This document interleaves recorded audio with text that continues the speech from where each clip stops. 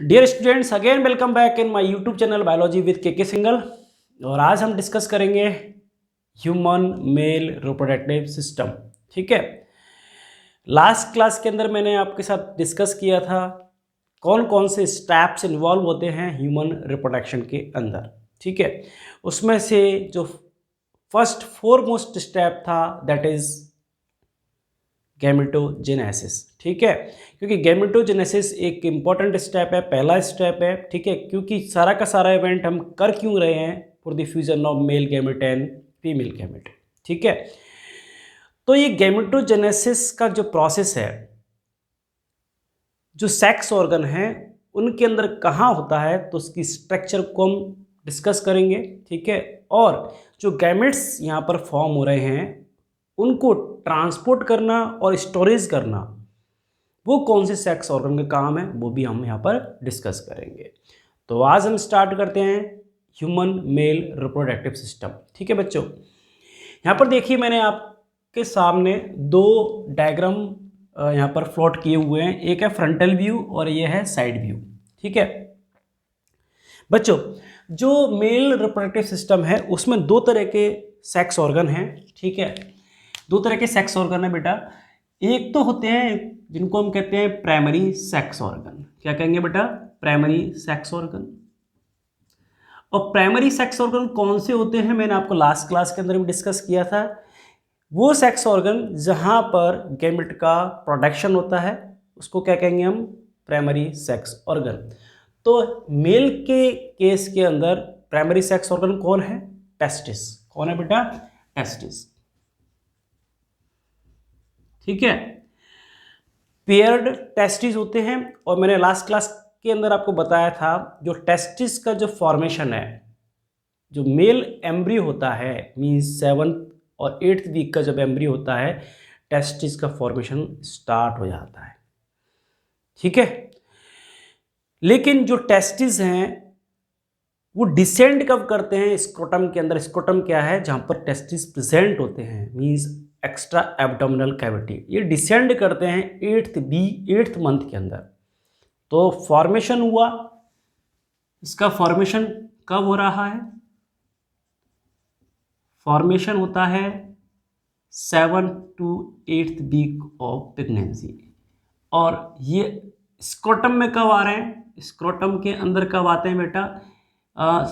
7 to 8 month के अंदर। ठीक है, आ रही बस समझ में? कब डिसेंड करते हैं? 7वें से 8वें महीने के अंदर। ये बात आपको अच्छे से दिमाग पर रखनी है। ठीक है, तो प्राइमरी सेक्स ऑर्गन कौन सा हो गया? टेस्टिस, क्योंकि यहाँ पर male gamete that is sperm का प्रोडक्शन यहाँ पर होगा। तो बाकी के जो सेक्स ऑर्गन है उनको हम क्या कहते हैं? Secondary sex organ. बाकी के जो सेक्स ऑर्गन उनको क्या कहेंगे बेटा हम? Secondary sex organ. तो सेकेंडरी सेक्स ऑर्गन क्यों बोला है? कि ये जो मेल गैमेट है, मींस यहां पर जो स्पर्म का प्रोडक्शन होगा उसका स्टोरेज एंड ट्रांसपोर्टेशन और यू कैन से नेक्स्ट है activation.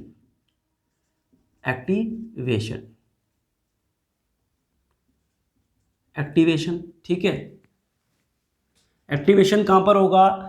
In secondary sex organ के अंदर। तो सेकेंडरी सेक्स ऑर्गन के अंदर क्या होता है बेटा? Storage, transport and activation. ये तीन काम कहां होते हैं? सेकेंडरी सेक्स ऑर्गन के अंदर। ठीक है, क्लियर है? क्योंकि ये कोई भी गैमेट का प्रोडक्शन यहां पर नहीं कर रहे हैं, सिर्फ और सिर्फ इन फंक्शंस के लिए ये हेल्प कर रहे हैं। ठीक है, नाउ सी, अब हम देखने वाले हैं कि मेल रिप्रोडक्टिव सिस्टम के अंदर कौन कौन से सेकेंडरी सेक्स ऑर्गन्स हैं और वो किस तरह से अलाइन हैं। ठीक है, और प्राइमरी सेक्स ऑर्गन किस जगह पर होता है वो हम देखने वाले हैं। तो इंटायर अगर हम बात करें, जो मेल रिप्रोडक्टिव सिस्टम है मेनली कहाँ प्रेजेंट है? एब्डोमिनल कैविटी में। कहाँ पर है? एब्डोमिनल रीजन के अंदर, एब्डोमिनल रीजन, या you can say lower abdominal region.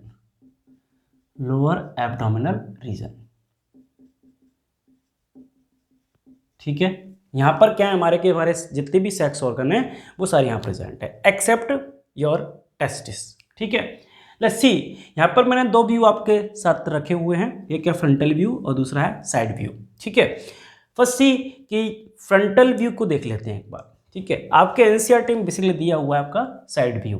तो बच्चों इस डायग्राम से आपके एग्जाम के अंदर डायग्रामेटिक क्वेश्चंस आपसे पूछे जा सकते हैं, लेवलिंग आपसे पूछी जा सकती है। देखिए बच्चों, यहाँ पर देखिए ये जो एक पाउच लाइक स्ट्रक्चर दिख रही है, ठीक है, इसको हम कहते हैं स्क्रोटम। क्या है बेटा, ये स्क्रोटम। ठीक है, स्क्रोटम एक पाउच लाइक स्ट्रक्चर है जो कि एब्डोमिनल कैविटी से बाहर की तरफ प्रेजेंट है। ठीक है, तो इसको हम ऐसा कह सकते हैं, it is extra abdominal cavity. Extra abdominal cavity, बात समझ में आ रही है? ठीक है, इस एक्स्ट्रा एब्डोमिनल कैविटी के अंदर ये प्रेजेंट है आपके primary sex organ that is known as testis. ठीक है, अब बात आती है कि सर ये टेस्टिस एक्स्ट्रा एब्डोमिनल कैविटी के अंदर ही क्यों होते हैं? क्यों? क्योंकि वी आर होम्योथर्मिक, हम होम्योथर्मिक हैं और हमारा बॉडी टेम्परेचर फिक्स है, that is 37 degree centigrade. But for the production of the sperm के प्रोडक्शन के लिए we required 2 to 3 degree less temperature as compare to body temperature. ठीक है, तो ये एक सूटेबल इन्वायरमेंट प्रोवाइड कर रहा है, कौन? Scrotum for the spermatogenesis mean the formation of the sperm. ठीक है, तो यहाँ पर ये क्या करेगा, it maintain the 2 to 3 degree less temperature as compare to body temperature. कैसे करता है मैं आपको आने वाले वीडियो के अंदर डिस्कस करूंगा। इसके अंदर दो तरह की मसल्स होती हैं, ठीक है, डर्टोज मसल एंड क्रेमिस्टर मसल। ठीक है, दोनों ही कैसी हैं, इनवॉलेंट्री मसल्स हैं।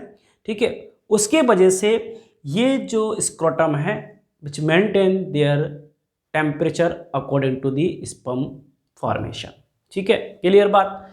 ओके, अब यहाँ पर देखिए ये जो टेस्टिस है, ठीक है, ये अटैच्ड है स्क्रोटम से एक टिश्यू लाइक स्ट्रक्चर जिसको हम कहते हैं गोवर्निकुलम। तो ये क्या हो गया बेटा, गोवर्निकुलम।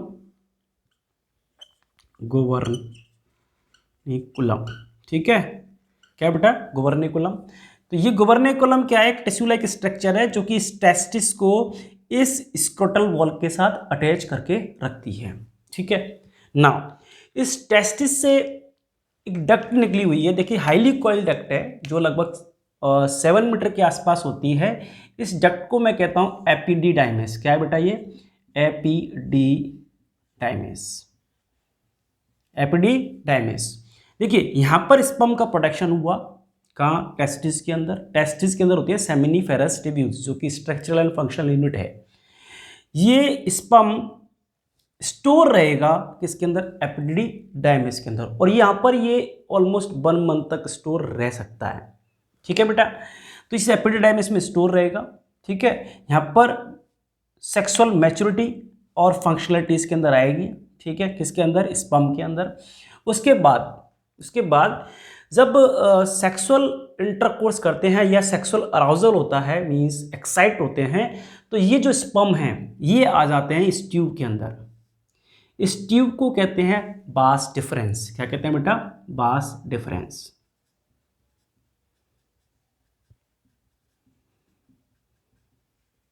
क्या कह रहे हैं बेटा इसको, बास डिफरेंस। ठीक है, बास डिफरेंस क्या है, एक इलोंगेटेड ट्यूब है विच arise from the epididymis and ascend, ये ऊपर की तरफ जा रही है। ठीक है, ऊपर जाकर के ये क्या है बेटा, यूरेटर। तो यूरेटर के साथ कॉइल्ड होकर के, क्या बेटा, ये यूरेटर जो कि क्या लेके आ रहा है बेटा, यूरिन लेकर के आ रहा है किडनी से। ठीक है, यूरेटर के साथ कॉइल्ड होकर के, ठीक है, और एक फूला हुआ पार्ट बना रही है, एक एम्पुला पार्ट बना रही है, तो इसको हम कहते हैं एम्पुला। एक फूला हुआ पार्ट बनाती है। ठीक है, कौन, बास डिफरेंस। ठीक है, ये डिसेंड कर रही है ऊपर की तरफ इस तरह से, सॉरी असेंड कर रही है, डिसेंड नहीं, सॉरी असेंड कर रही है, ऊपर की तरफ मूव कर रही है और फूला हुआ पार्ट बना रही है जिसको क्या कह रहे हैं, एम्पुला। ठीक है, और ये जो एम्पुला है, ठीक है, ये जो हमारी एक ग्लैंड है जिसको हम कहते हैं सेमाइनल वेसिकल, सेमाइनल वेसिकल, उसके साथ मिलकर के देखिए वास्ट डिफरेंस इस सेमाइनल वेसिकल की ओपनिंग के साथ मिलकर के, उसकी डक्ट के साथ मिलकर के यहाँ ये बनाती है कॉमन इजैकुलेटरी डक्ट। क्या बना रही है बेटा? Common ejaculatory duct. ठीक है भाई, क्या बना दी बेटा इसने? Common ejaculatory duct. और जो सेमाइनल वेसिकल है, मैंने एक साइड का पोर्शन यहाँ पर प्लॉट किया हुआ है, इधर की तरफ भी सेमाइनल वेसिकल होगी। तो बेसिकली सेमाइनल वेसिकल है कितने? 2। कितने नंबर है बेटा इनके? 2।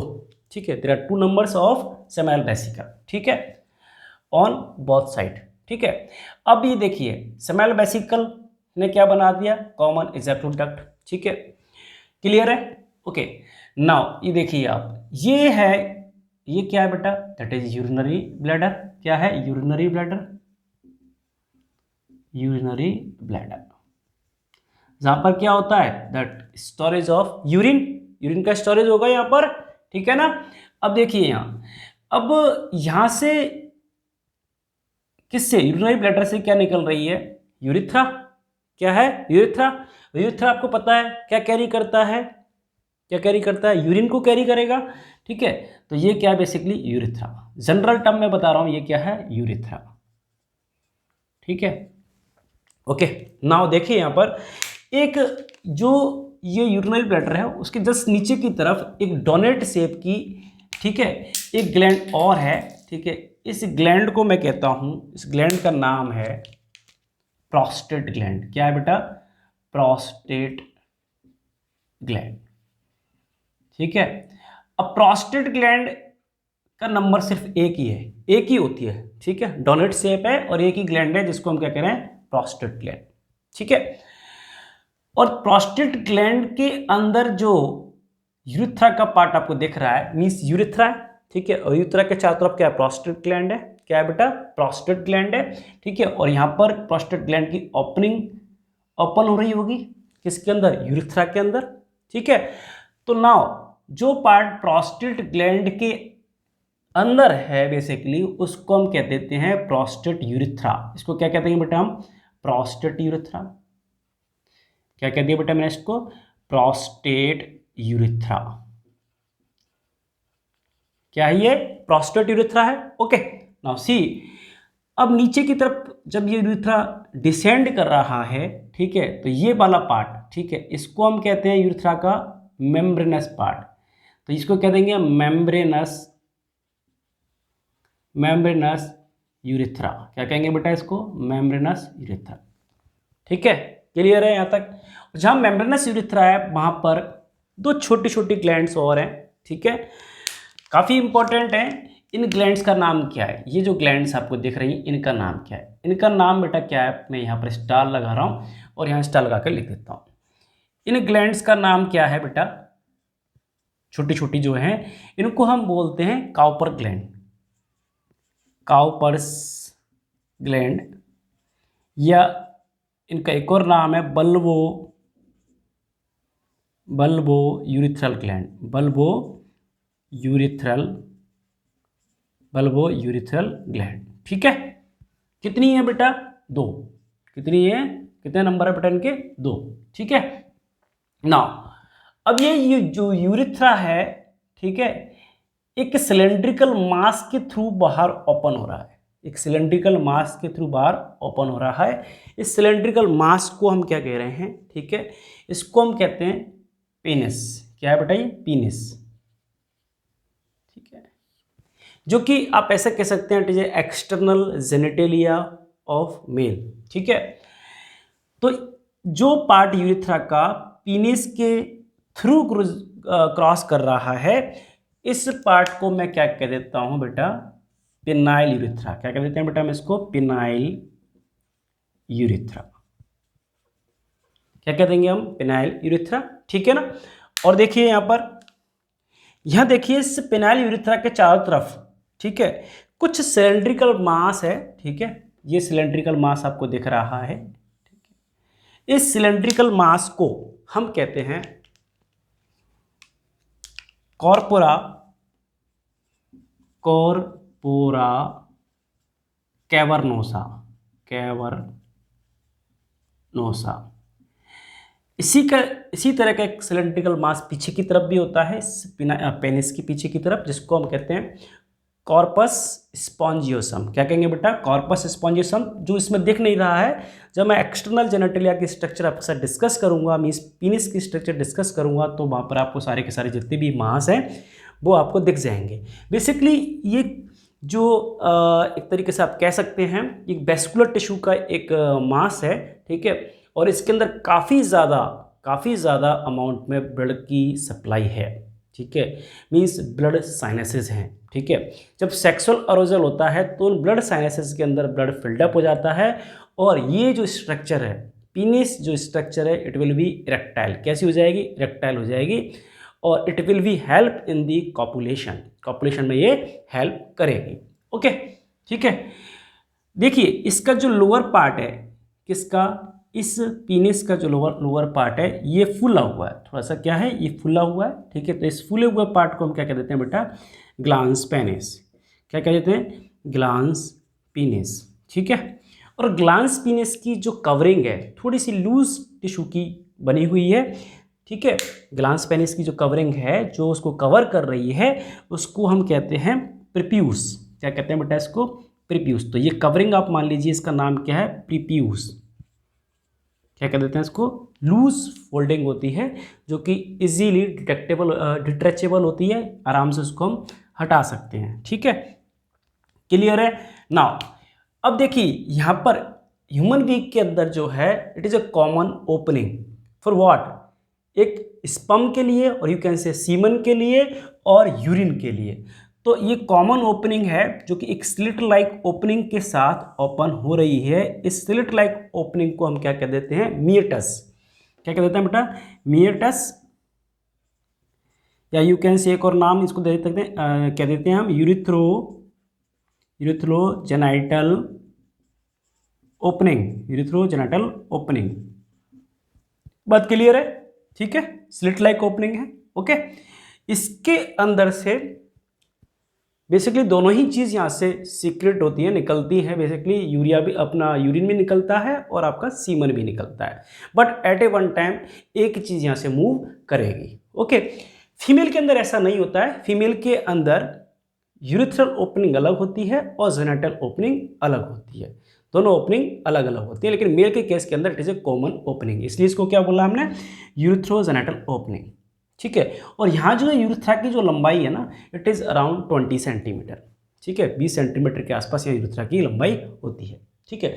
तो ये तो बात होगी बेटा सर्टन पार्ट्स, ठीक है। और यहाँ पर मैंने क्या आपके साथ डिस्कस किया है? मैंने बताया है कि यहाँ पर ग्लैंड्स हैं, प्रोस्टेट ग्लैंड है, ठीक है, एक है। इसके अलावा क्या है बेटा? सेमिनल वेसिकल है, ठीक है, 2 हैं। इसके अलावा कौन सी थी बेटा अपने पास?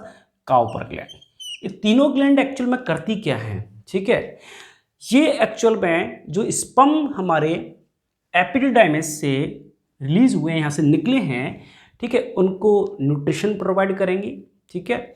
उसके अंदर उनको सरवाइव करने के लिए मीडियम प्रोवाइड करेंगे, जिससे कि वो मूव कर सकें, ठीक है, फ्रिक्शनलेस मूवमेंट कर सकें, ठीक है।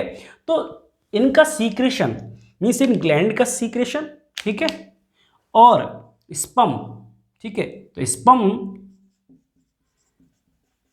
प्लस सीक्रेशन किसका? ऑल ग्लैंड्स का। इन दोनों को मिलाकर के हम कहते हैं सीमन। क्या कहते हैं बेटा? सीमन, ठीक है।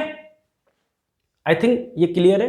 एक एक चीज़ को हम डिस्कस करेंगे कि ये टेस्टिस क्या है, टेस्टिस की स्ट्रक्चर कैसी होती है, वो हम डिस्कस करेंगे आने वाले लेक्चर के अंदर, ठीक है। लेट्स सी, ये दे रखा है बेटा साइड व्यू, बड़ा सिंपल है, ठीक है भाई। ये क्या है? आपकी यूरिथ्रल ओपनिंग हो जाएगी, ये टेस्टिस है, ठीक है। ये क्या हो जाएगी? हमारी वास डिफरेंस, ठीक है। ये क्या है? एपिडिडाइमिस, ठीक है। ये क्या है? अपना सेमिनल वेसिकल। ये क्या हो गया बेटा? अपने काउपर ग्लैंड, या you can say bulbourethral gland. ये हो गया प्रोस्टेट ग्लैंड, ठीक है। इसके अलावा यहाँ पर ये मास बता दिए गए हैं, जिनको हम क्या कह रहे थे? कॉर्पोरा कैवर्नोसा, ठीक है। ये यूरिथ्रा यहाँ पर डिस्कस कर दिया गया है, ठीक है। और यहाँ पर ये वाला पार्ट ये शो कर रहा है एनस को, ठीक है। तो ये क्या करा है उन्होंने, एक साइड व्यू आपके साथ डिस्कस किया हुआ है, ठीक है बेटा, क्लियर है। तो आई होप आपको जो मैंने आपके साथ डिस्कस किया है वो क्लियर है, ठीक है। इसमें काफ़ी इंपॉर्टेंट चीज़ ये है कि यहाँ पर आपको लेवलिंग याद रखनी है और कनेक्शंस को आपको याद रखना है, ठीक है। बाकी मैं एक एक चीज़ को, एक एक पॉइंट को, एक एक पार्ट को हम डीपली डिस्कस करेंगे, ठीक है। और प्लीज़ अगर आपको मेरे वीडियोस पसंद आ रहे हैं, अच्छे लग रहे हैं, तो please subscribe my channel and like my channel. और जितने भी आपके कोलीग्स हैं या फ्रेंड्स हैं उनको आप मेरी वीडियोज़ को ज़्यादा से ज़्यादा शेयर करिए, वो भी इसका बेनिफिट ले सकते हैं, ठीक है। अगर आपके कोई क्वेरीज है, कोई प्रॉब्लम्स हैं, please write down into the comment box, ठीक है। मिलते हैं नेक्स्ट वीडियो के साथ। Thank you.